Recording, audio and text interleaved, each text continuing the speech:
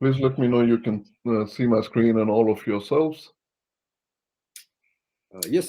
Okay, right. Right. So here we have, I've already opened Character Creator.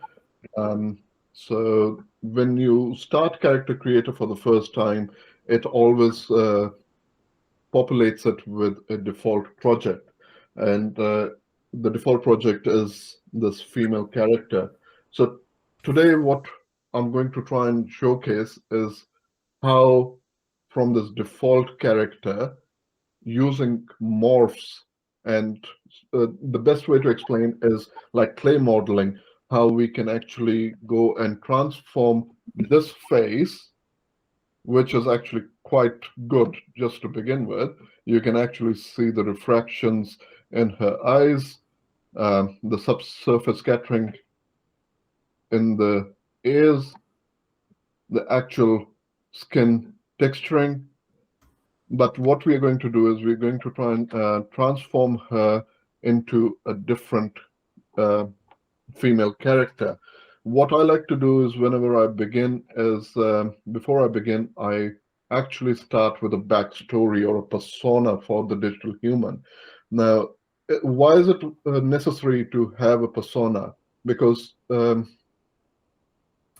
when you're trying to create a character, you need to link it to the overall aspect of the storyline, and in doing so, when we are in pre-production, when we are writing a particular script or a story, whether it's for game cutscenes or game character, whether it's for film production, VFX, whatever it is, we need to ensure that this character will actually come across as what the persona is written in the script. And that is always the king. And in in this new generation, we've entered into the world of independent filmmaking, and the industry is being democratized, and a lot of people can now actually start creating their own films just using iPhones or Android phones. Or you don't need massive RE cameras and red dragons and all that. But what happens is, when you go through film festivals and you see some of the movies, there's something missing. And it's not that the story doesn't connect. They would have gone through the script treatment and everything, but the character doesn't actually blend in with the narrative, overall narrative. So it's extremely important to ensure, it's like casting a real live actor. You're essentially casting a digital actor for the purposes of virtual production filmmaking.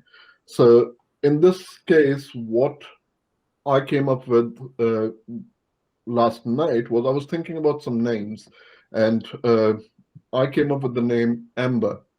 And I'm going to try and create a female character called Amber. Now, her persona, or her actual, definition, defining aspects are: she is a young 20 to 25-year-old female, and she is really keen on sports. She loves her fashion. She's not a corporate person, but she likes to dress smartly, and she loves music and going out and about, to cafes and being with friends and whatnot. So she's a happy-go-lucky person. So that's what we are going to try and create here. Does that make sense? Yes. Right. So when we start character creator, so this is the default character. So what we are going to try and do is, I'll start by actually giving her the kind of hair that Amber should have. Now, off the screen, I've got a three-screen setup. Off the screens, I've actually got all the tools and everything so that I get the maximum real estate on my main screen that you're viewing. So what I'm doing is Character Creator. comes with pre-designed packs of hair, of skin texturing, and everything else that we can apply for quick prototyping. So that's what I'm going to try and apply. So let's see. Um,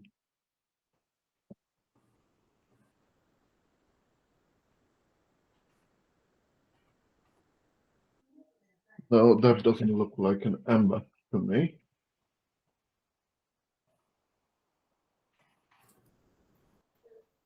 That's more like it. Okay, great. So now again, this here is a pre-made pack that has been created in 3D softwares like ZBrush and Maya. So the legacy pipelines still have a place when it comes to actually creating customization for your digital actors. So I would never believe that the legacy pipelines would die off. They always will have a place.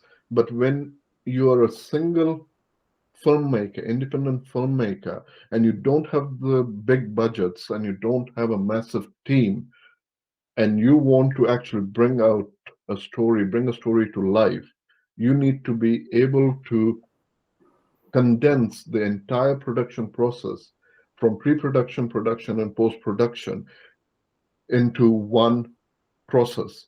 And to do that is where Real Illusion has started actually bringing out tools that really empowers the creator.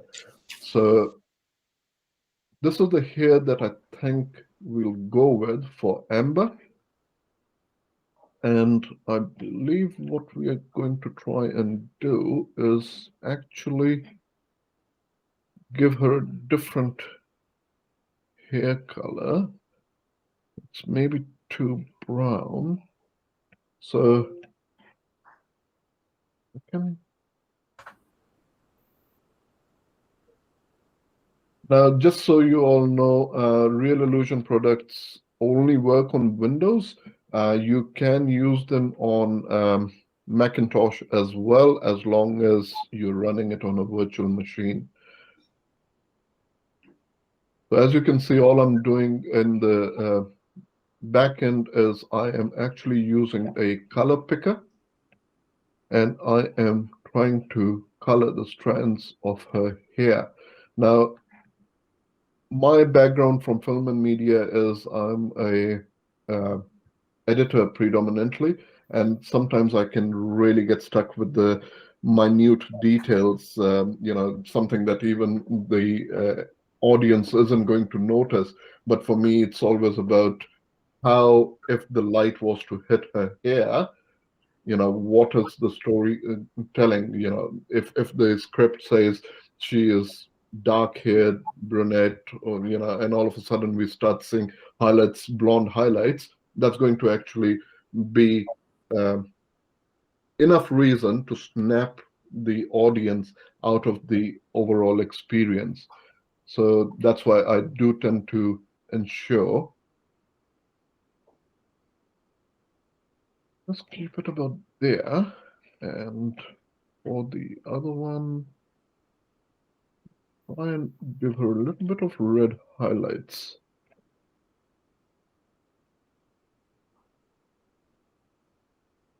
Okay, let's do the same for the front.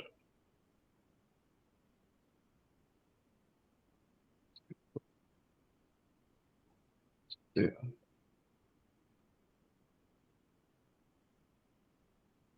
Right. Now, these are all modular pieces. For example, I could remove this piece if I did not like it. So you can actually build the way you want the hair to be as well. And they all have physics weight maps, which means they will react to wind and gravity as well.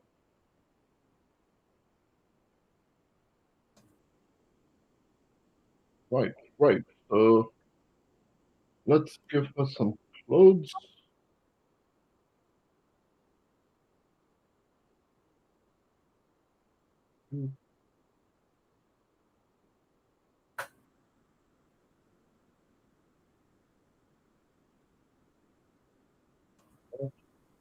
And get her some clothes.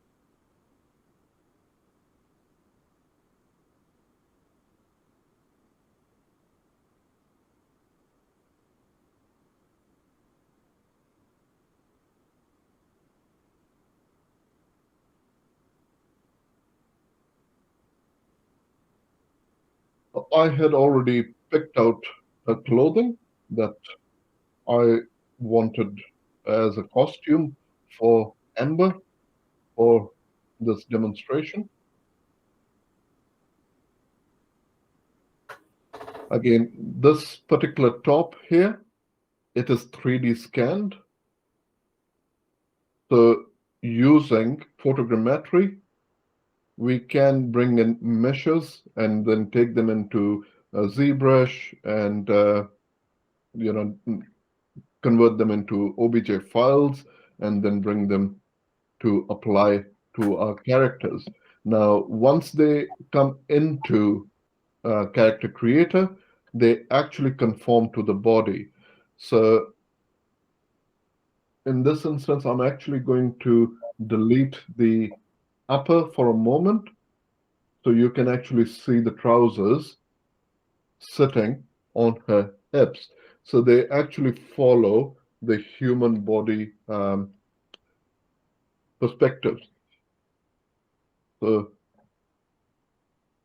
what we can do is we can actually go into editing the mesh as well. Oh, wow.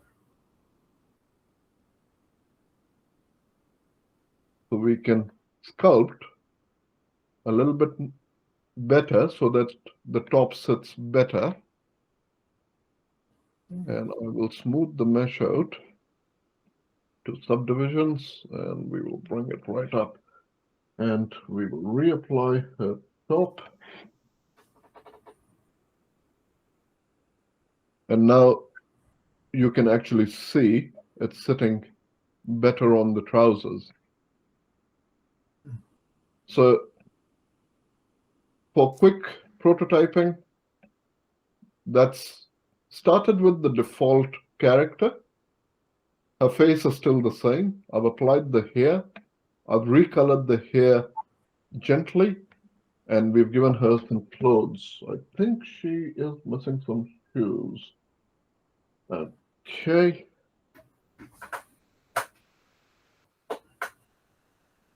And here we have it. Again, the shoes are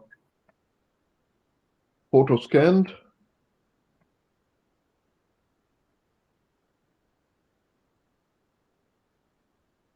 We can actually see some mesh breakage here.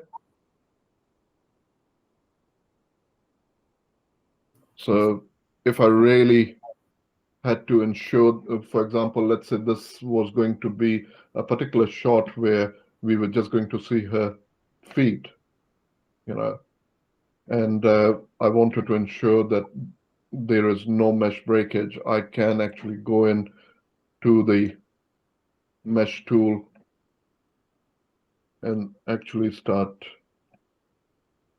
closing that mesh breakage as well. So there is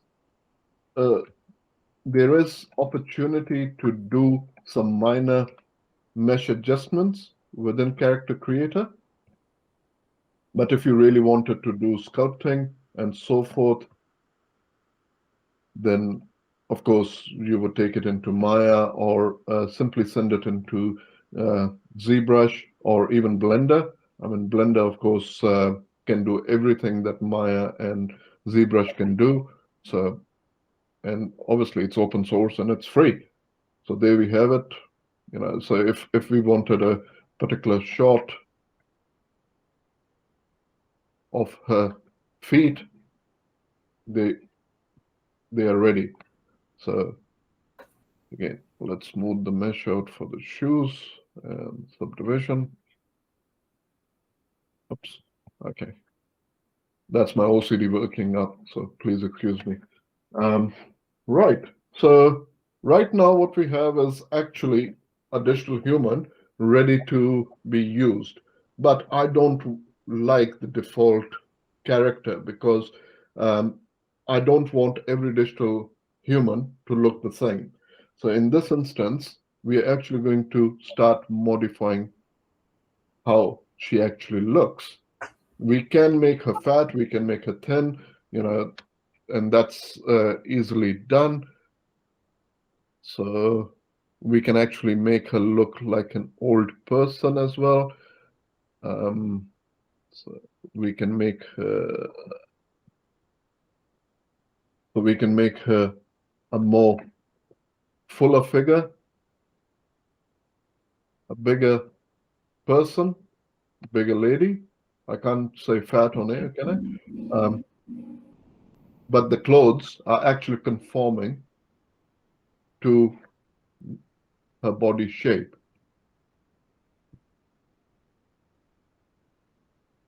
Right. Let's work on her face.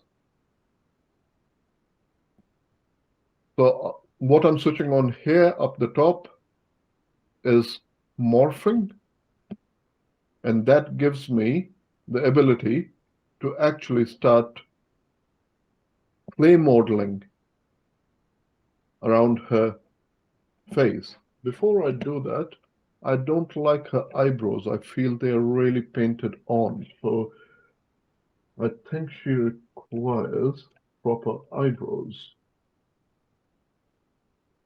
And it looks rather fashionable. She looks after herself well.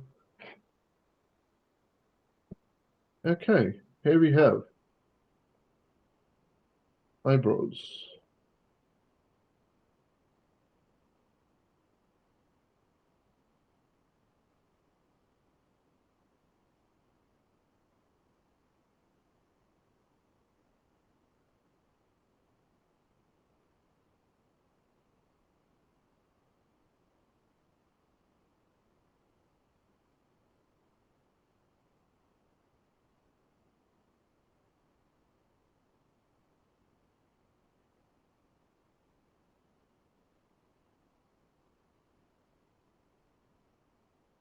Oh, right. So let's go into the morph. And I want to actually cast an actor who could be, Middle Eastern or could be European, but again, mixed breed, so to speak. So you may have noticed I actually started by giving her hair and giving her clothes because that actually, and that's my particular process of working because that gives me an idea of, what this person is going to look like. A lot of people in the legacy pipelines, what they do is they actually start with the character being completely bald, and they would just start from here and then start morphing the facial features and then apply the hair and everything later. But I have found, even working with Maya or 3ds Max and Blender, that whenever I've done that and I go and apply the hair, all of a sudden the character's look changes. So I always like to ensure that I have the hairstyle that I want and then start working on the face. Okay, so let's work on her nose here.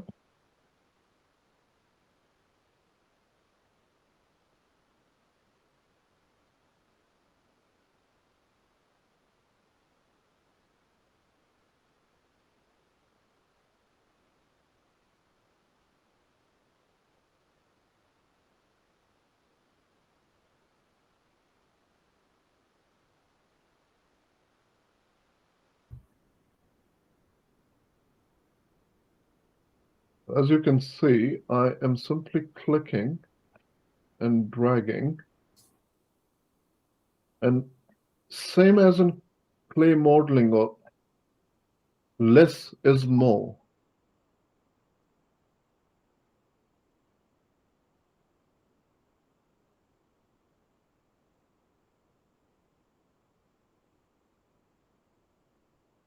And while I'm doing this character is actually fully rigged, and the rigging is not breaking. It maintains the rigging while I do that.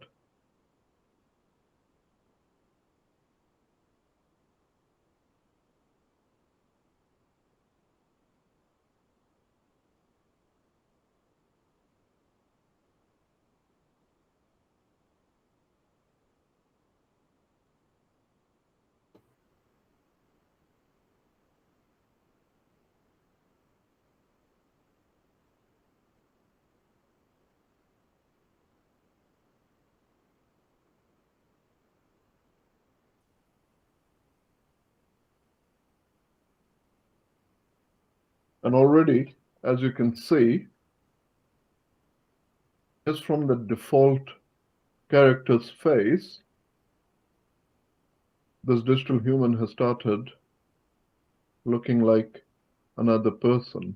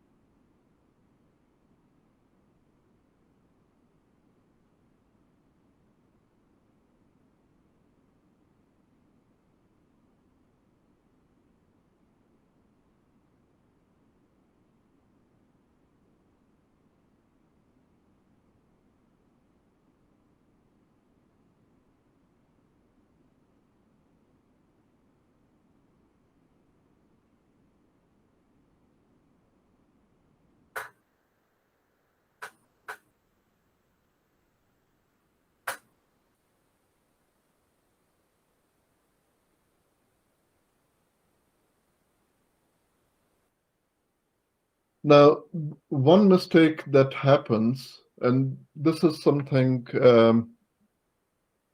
even as a professional, I've noticed while I was at Park Road Post, and also watched some really talented Veta digital people doing digital characters for VFX and taking them into Houdini. Is one mistake that sticks with people is in the habits is when they're creating a digital human or a character, they tend to make it very symmetrical. And that is what throws your audience into the uncanny valley. One thing that in virtual production, our actor will be most likely to grab the attention of the audience is the asymmetry. And the asymmetry is where our brains are programmed to believe that it is close to reality. And I tend to always add some sort of asymmetry. In this case, all I'm doing is giving her a very slight nose twist.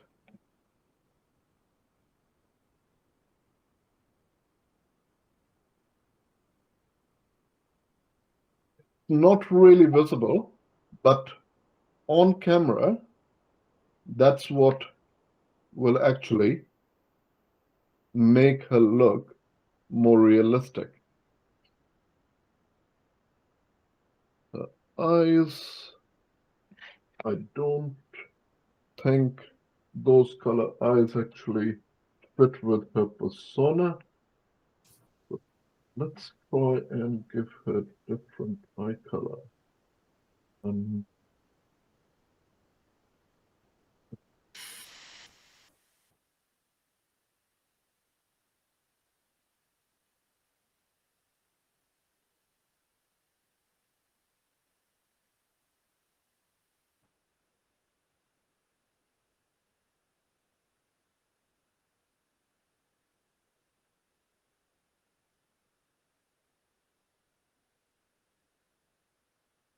that looks more like the Amber I had in mind for a fictitious story.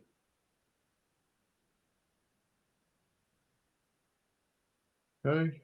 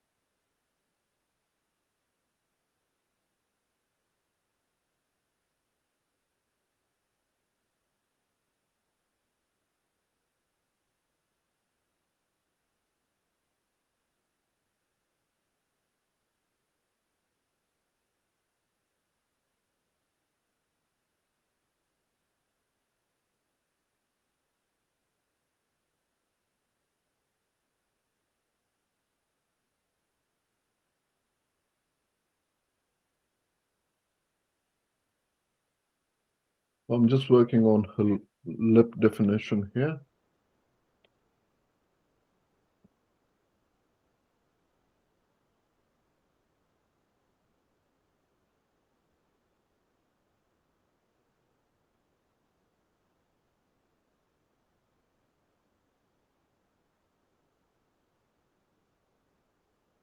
Hi. I'm rather happy with that face now. Now, as we can see, obviously, she has no makeup or anything on. So we are going to go and give her a nice look. Please excuse me, I'm not very good with makeup, so I will try not to make her look too bad. But before we do that, I'm going to actually start adding details to her skin texturing. In order to do that, what we will do is everything is going to hide when I activate the skin editor, which is a plugin within Character Creator. And it allows me to focus just on the bare skin. And the reason behind that is, again, keeping in mind whatever skin blemishes or freckles or whatever the digital actor has, we can actually work on the small, minute details, and those details come through on the camera.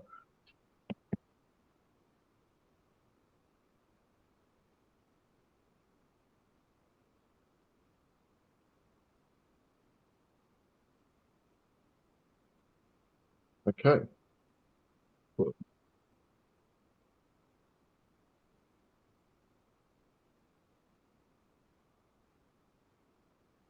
think she loves going to the beach quite a bit, and I'm going to give her a little bit of freckles, but that's a little bit too much. Just tiny bit. Yeah.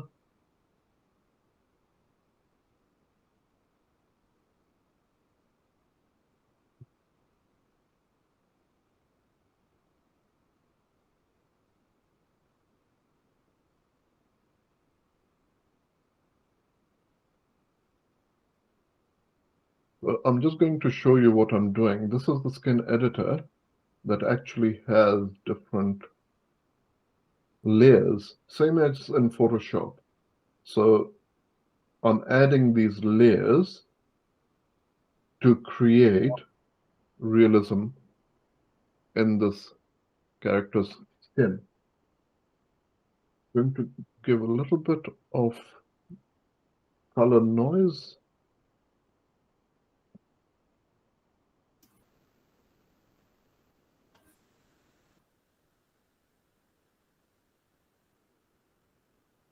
What I've done is I've just added a little bit of color noise to her skin texturing.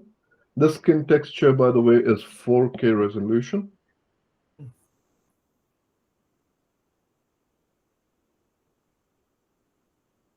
Yeah.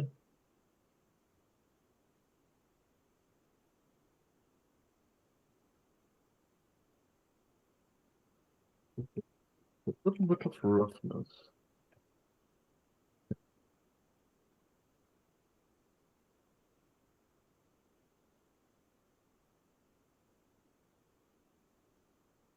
Hey, a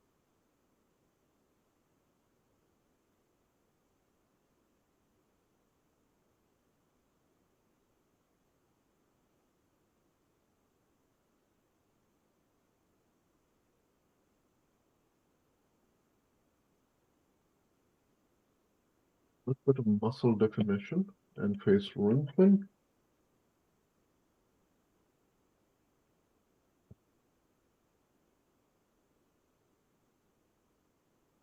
As you can see, just adding those layers, it starts making a lot of difference. Because the way the light hits, it creates shadows.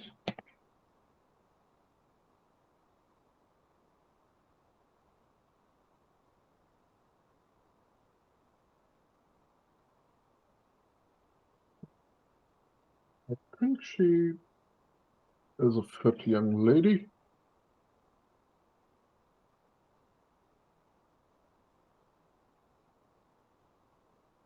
What I'm doing is I'm actually adding some muscle tone.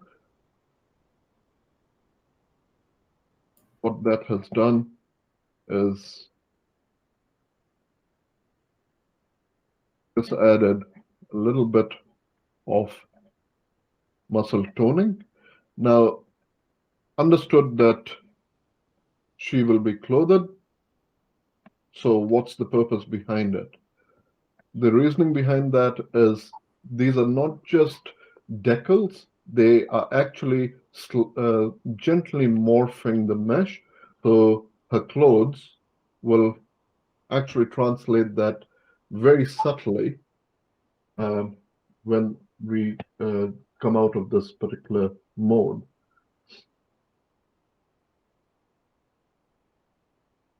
If, for example, this character was part of, let's say we wanted to give her a tattoo or something, we could always do that. I'll just show you as a quick example. We are not going to actually apply the tattoo, but I'm just going to show you so we can actually start adding tattoos as well. So if for example, she had a high top and her skin was showing through the clothing, having a tattoo can tell a lot of in-between stories as well. So in this instance, we are just going to remove the tattoo away, focus on her face, and let's try and give her some makeup. For that, we will give her some nice nails.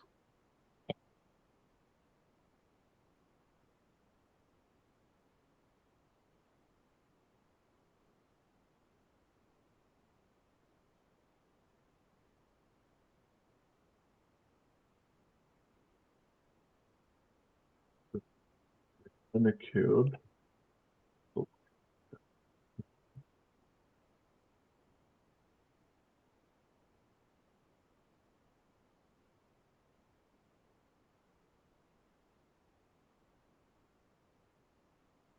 Okay, we will just bring the nail out a bit as well.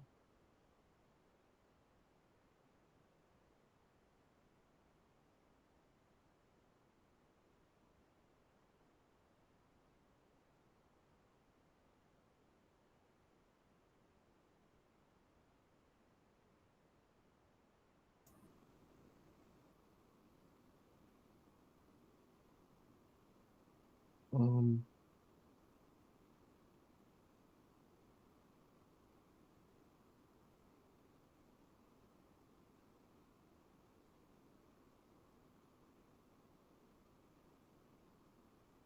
Can't seem to find it. With her feet. Okay. For some reason now, after doing this layering, her eyes don't seem exactly right to me, but we'll fix it. Okay, so let's give sweet makeup.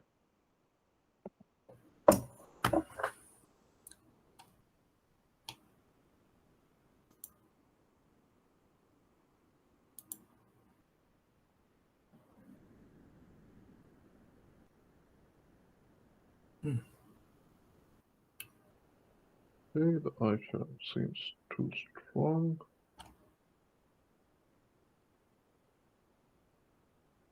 On to me.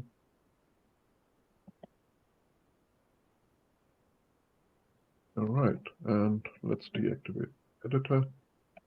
And we should see her with her clothing and hairstyle again. How are we doing? All right.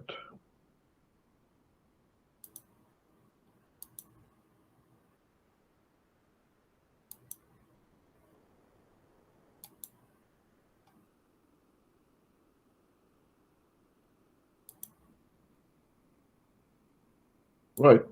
So here we have Amber created from the default project, and she's a completely new person altogether. Apply the apple blend shapes, and I can actually test out smiling.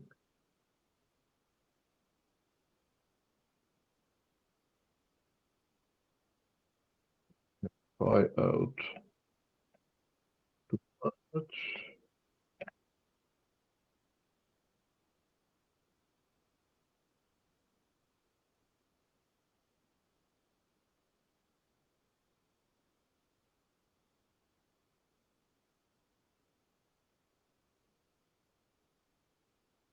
Everything just happens to work properly.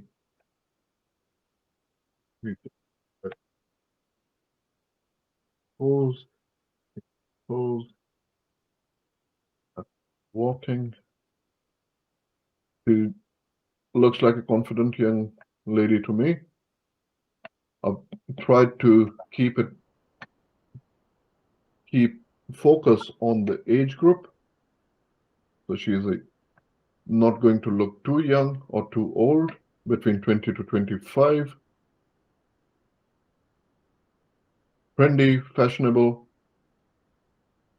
but not a corporate. Right. What do we do from here? We're going to take her into iClone, and we will apply some animation to her. Any questions so far?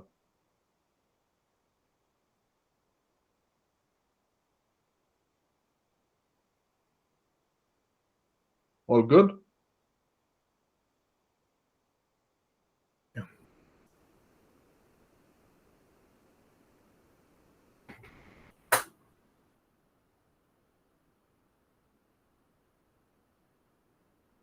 Now, what we are doing is we're simply sending Amber from Character Creator directly into iClone. And we don't have to export her, then import her. So that's where now you can see how the pipeline is starting to work really smoothly.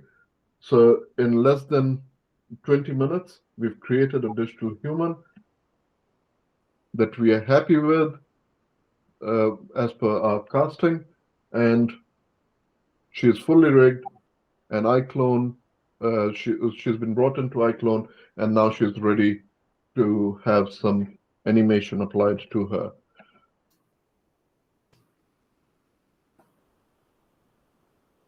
Okay, so there you have Amber,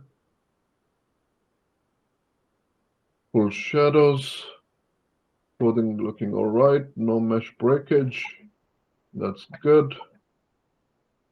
So let's try give her some action.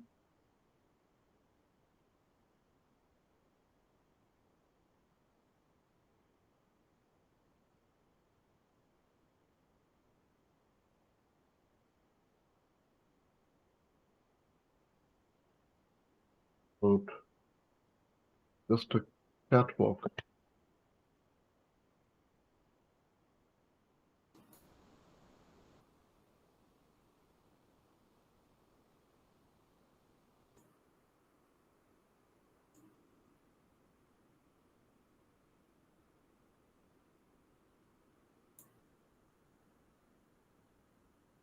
Right.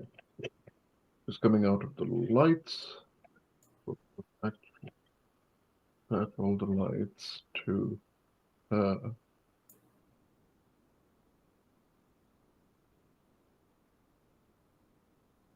Okay, let's try that one. Mm.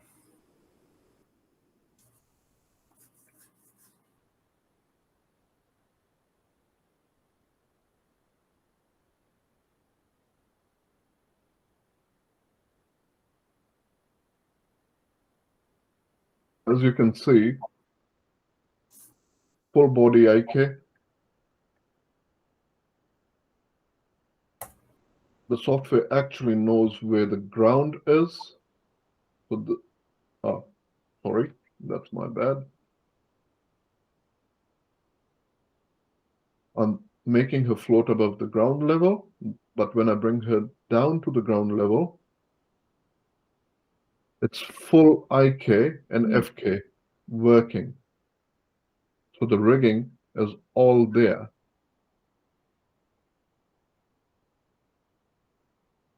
I can go into editing the motion layer and actually work on cleaning up the animation if there is a part that I feel doesn't look right. So over here I can see clearly her hands are actually breaking the mesh. So what are we going to do? We are actually going to bring her hand there. So by me making this change on the timeline, I'm actually cleaning up the animation. And this is non-destructive. So the actual animation motion capture clip that I applied to her is not being destroyed or altered. So whenever I apply a motion clip to the digital actor in iClone, it creates a new instance of that clip. So the master is never actually edited.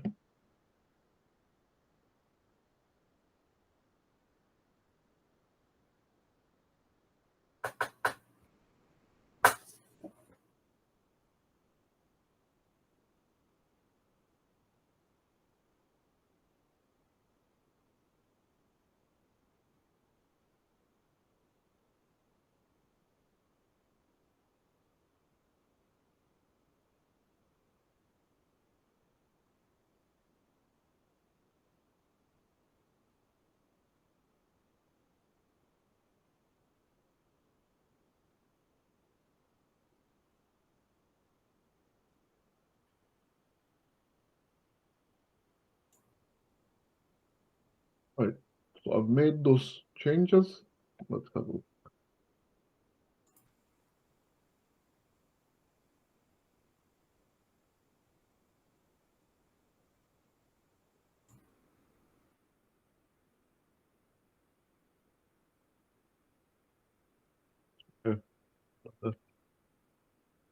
big problem. And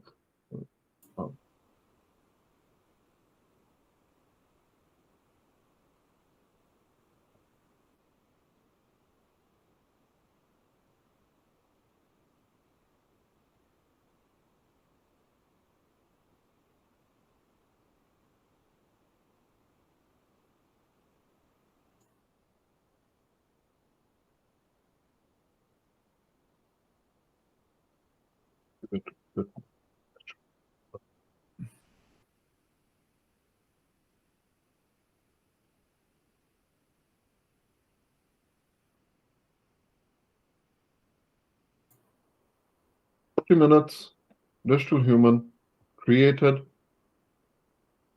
and animated. What if we want to make her talk?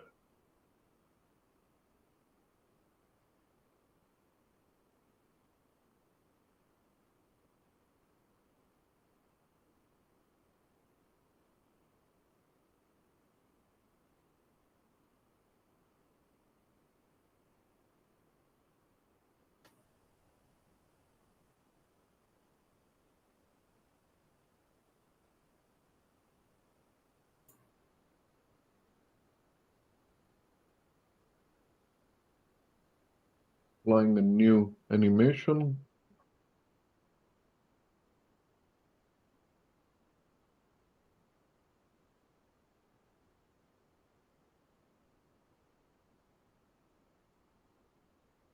Ready for this one.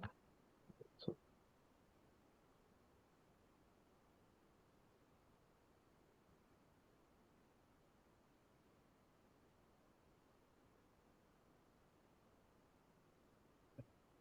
Summaries about the lesson, as I am pretty sure that most of you do have an opinion about what's not to the story. Byron. Good. Let's begin then.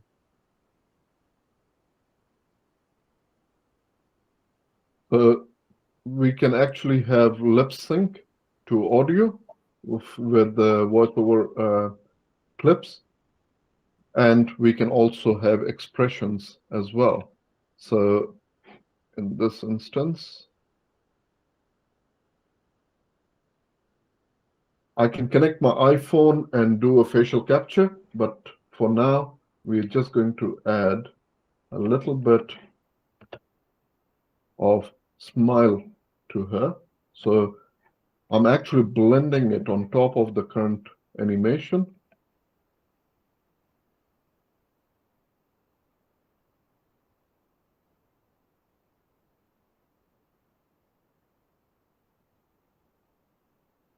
It's about the lesson, as I am pretty sure that most of you do have an opinion about what's not to the story. Good.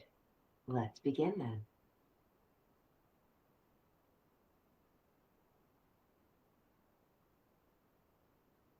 Right, so I've just recorded a little bit of facial emotion so that she looks a little bit happier.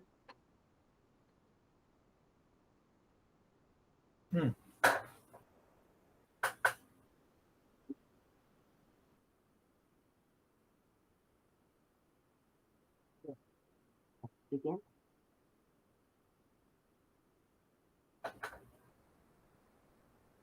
Right, so 3 minutes ago, I realized that I have gone slightly over time on this presentation. So that's where I'll stop the presentation. But essentially, this is the pipeline that the participants would learn through the certificate of virtual production methodology being offered at Virtual Production Dojo. And it's enabling and empowering the creator to tell their story without having to rely on big budgets or big teams. So this could be previs, this could be a pitch whiz, or this could be a short film. The poster behind me, Oyun's Quest, that is actually my own virtual production cinematic project and a game project in production right now, and that is completely being done using this pipeline and Unreal Engine with all the environments and everything. So that is currently in production. So yeah, that's just a presentation. Sorry, I don't have enough time to take it into Unreal, but essentially we would export it as a FBX, including the animation sequencing, and then simply import it into Unreal Engine, apply the animation. We don't have to worry about retargeting, because when we send the FBX, when we export it as FBX, actually, if I just present quickly again, and I'll show you how that is done, how easily. So essentially all I do is select my character, and I go and I can export it as an Alembic file as well, which of course Unreal and Omniverse, especially now, NVIDIA Omniverse supports for animation sequencing. But here we can directly send it to Maya, 3ds Max, Unity, Unreal Motion Builder, Blender, Cinema 4D, and it automatically embeds the motions as well as resets the motion root. And this is the biggest one, which animators or character designers face, even VFX artists face. How do we ensure the foot IK works the way we want it to, and the mouth morph? So it automatically creates everything. We can choose frame rates. I work for 24 frames per second, so mine is set as default. But in iClone, if you were doing it for a game purpose, cutscene purpose, you want to do it at a 60 frames per second for better. But you can choose the animation range and so forth. So here's the texture size, 4K. So that's how easy it is. Right. So yeah, any questions?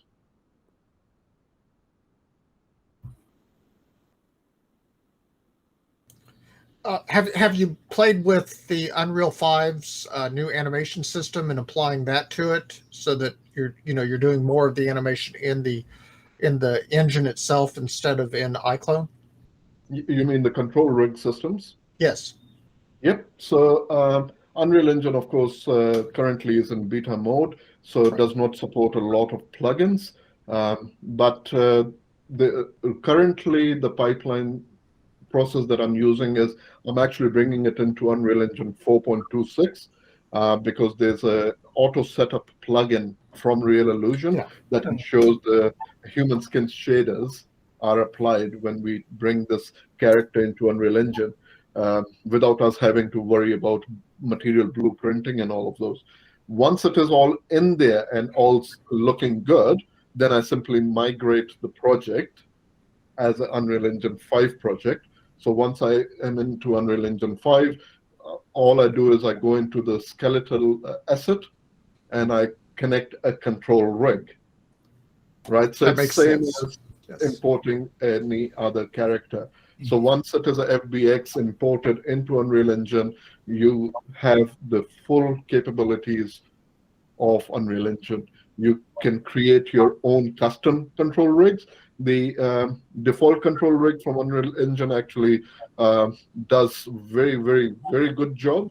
It ensures all body parts and the IK systems are respected to a degree. But one issue that happens is in Unreal Engine, no matter whether we're using this pipeline or we're bringing in from Maya, ZBrush, wherever, is when you have the terrain, you don't have the foot contact. So you apply the animation and the character starts running through the terrain. It doesn't follow the terrain. And that is something that really drives people crazy. There's not a lot of documentation or tutorials out there at the moment, but one particular plugin that Unreal Engine has incorporated within their system is Power IK. It's free on the marketplace. So if you have not used it before, seriously get it. Don't go for Dragon IK and all this. Not that they are bad, but Power IK does very good job. So you simply connect the Power IK blueprint, and you put the right bone names for the feet, and you say enable, and voila, Excellent. all of a sudden the character actually starts walking and running on the terrain contour, and that is just diabolical. It just changes everything. So hope that answers your question, No, Brian. that's a great. I wasn't aware of Power IK. That's going to save me a lot of headaches. Thank you. Yeah. What did you think of this, Peter? Have you been using this particular pipeline, or you are more into the traditional filming at this stage? No, I haven't been using that pipeline at all. I'm just starting to investigate it, see what kind of applications would be for kind of background, that type of thing. So yeah, I'm completely new in this arena, but I can see the applications. What do you think from the perspective of directing? One thing I see a lot of this being used is I'm also a fight director and a motion capture technical director, and one thing that I see it being used a lot is for stunt whiz. Because you can actually block out. This is the same as in traditional filming. We do the blocking with the actors, right? And you have the camera just on roll so that you can review it later and then better enhance the acting. So, but in this instance, you can actually play out the entire story. But what's even better, I mean, in iClone, we can create the whole movie itself. It's got animation system, it's got camera systems, rendering system of its own. But the moment we take it into Unreal Engine, we have real physics, real VFX, everything happening in real time. So your pre-production, your production, and your post-production with the sequencer being a non-linear editing layout, you can have audio mixing, you can have binaural audio.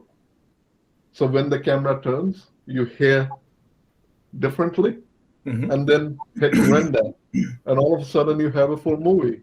Welcome to the world of virtual production. Yes. So that's interesting for because I'm in the art department, but I'm trying to learn more for previs. Excuse me. So have you used it for stunt previs? Is that where have you used it in that scenario? Yes, absolutely. It has been used for quite a few films at the moment.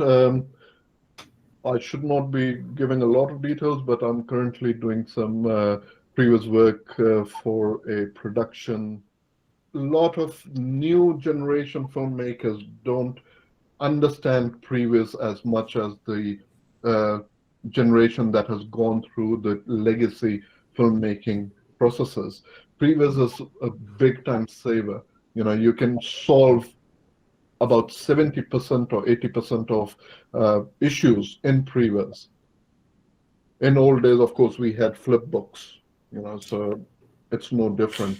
And from art department perspective, this is going to completely change the way you present to the director. And when the director sees the vision come to life, one thing that happens from being an HOD of art department on a production set, the director and the producer, for some reason, don't consider the HOD of art as being really up the top. So the HOD of art will come and say, hey, look, we need to change some props or settings or whatever. Oh, well, no, that's our vision. We got to stick with it. They don't try to listen to you. But in this process, you can actually show them your versions.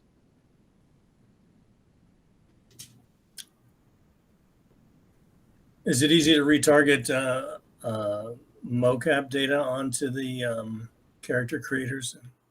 Yep. About that. So the last animation that you saw where she was actually talking, That was motion capture data that was, we recorded, and then it's just voiceover, and all I've done is lip synced it. I've saved the whole thing together as, talking animation, and it's good for demo purposes as well, and testing out how she's moving, how the hair falls, how her lips move, everything.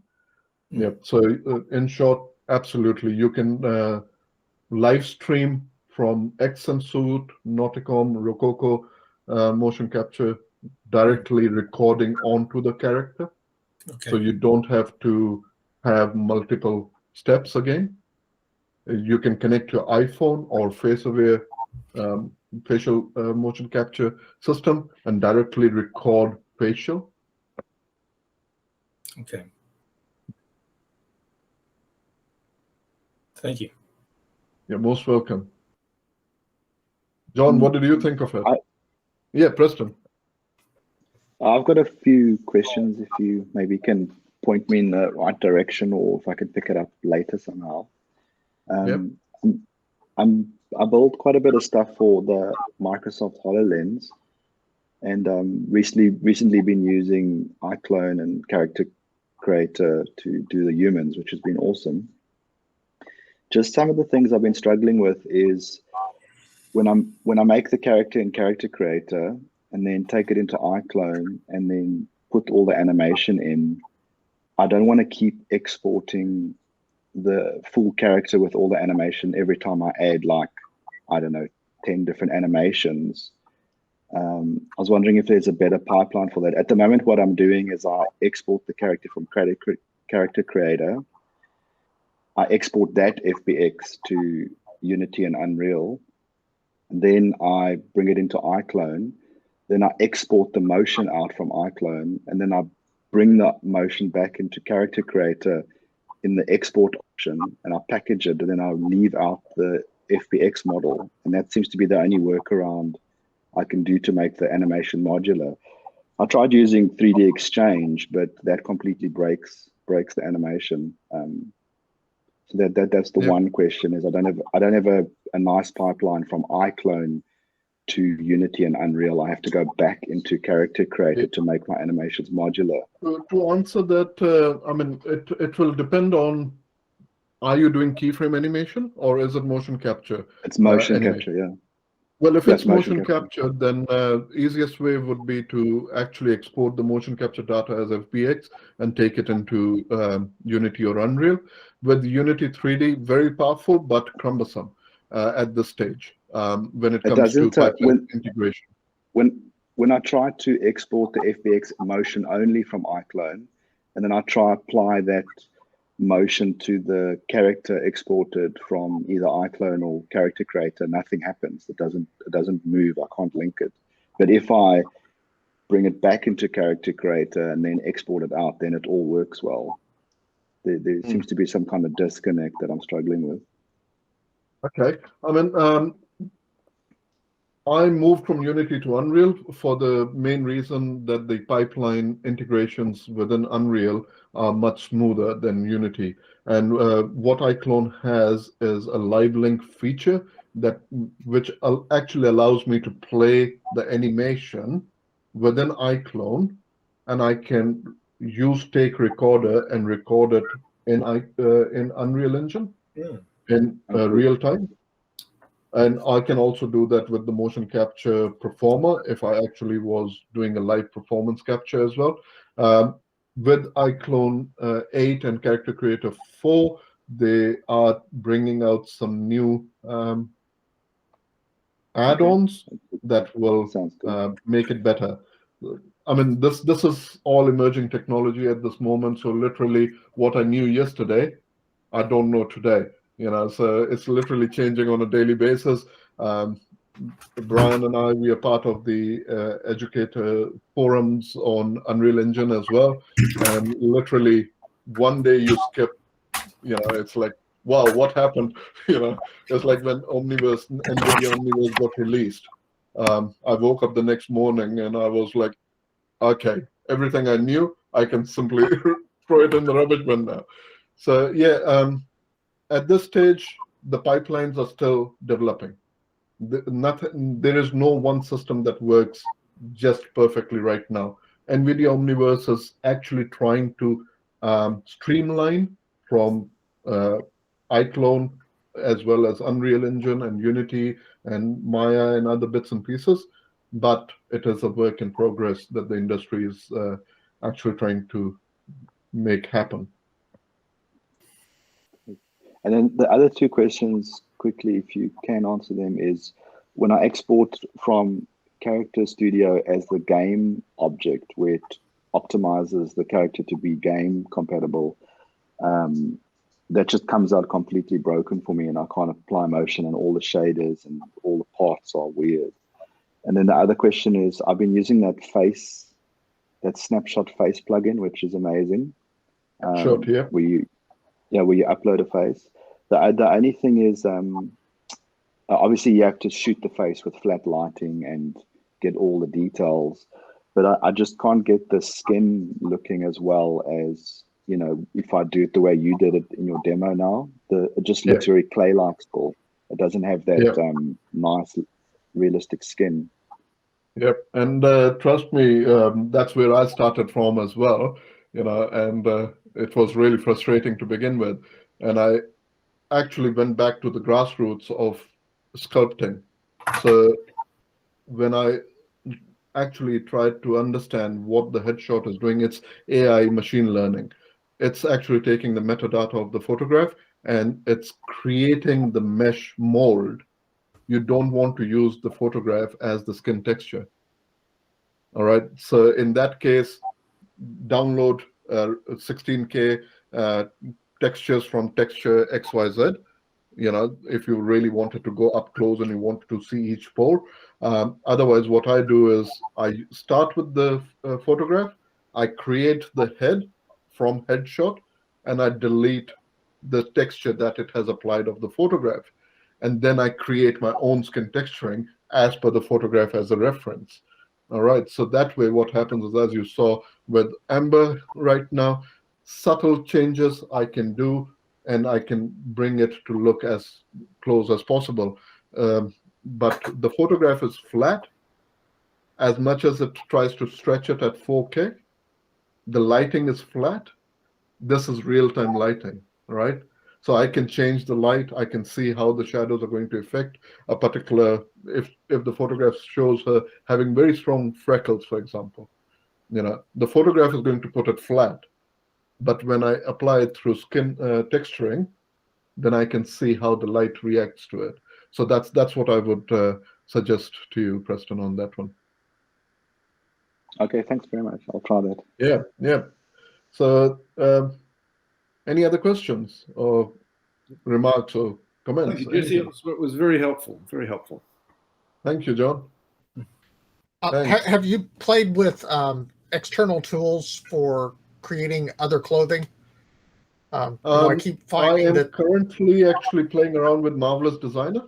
I started with Marvelous. Good at it. Marvelous Designer. I started with Marvelous Designer, but I didn't like their policies on being able to then use that for other or selling the clothing or things like that.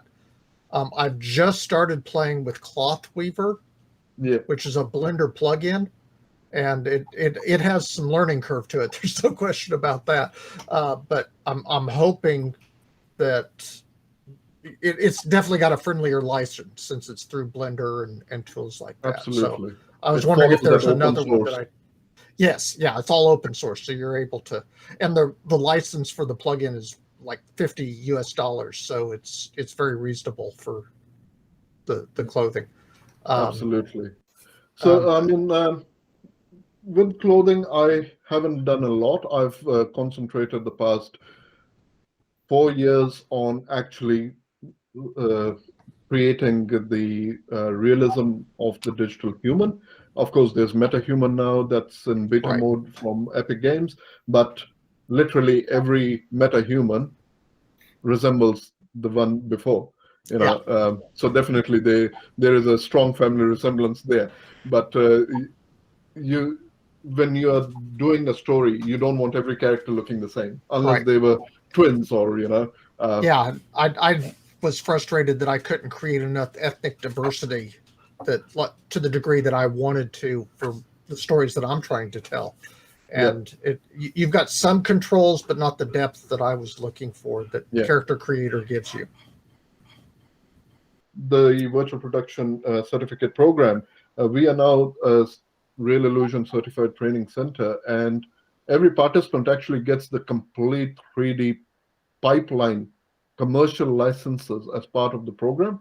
What we are doing is we are actually not only giving the skill sets of virtual production methodologies and pipeline, we are actually giving the tool set as well, because that's where we feel when it comes to training, whether it's traditional academia or vocational training, a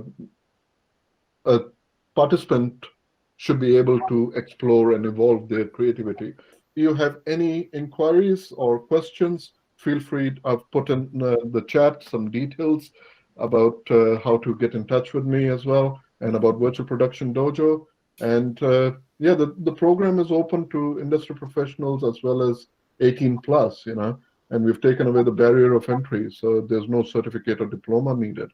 How often do you cycle through the curriculum? Are there start dates, or do you have a rolling start date? We announced Virtual Production Dojo in end of July, and we are currently enrolling for the certificate program, and it's all hands-on, so it's not pre-recorded, so it's all mentor-based, and yeah. So you can find more details on the CVPM link as well. So Thank you. absolutely. So yeah, keep safe and get creative. Thanks, Jesse. Thank you. Bye-bye. Bye.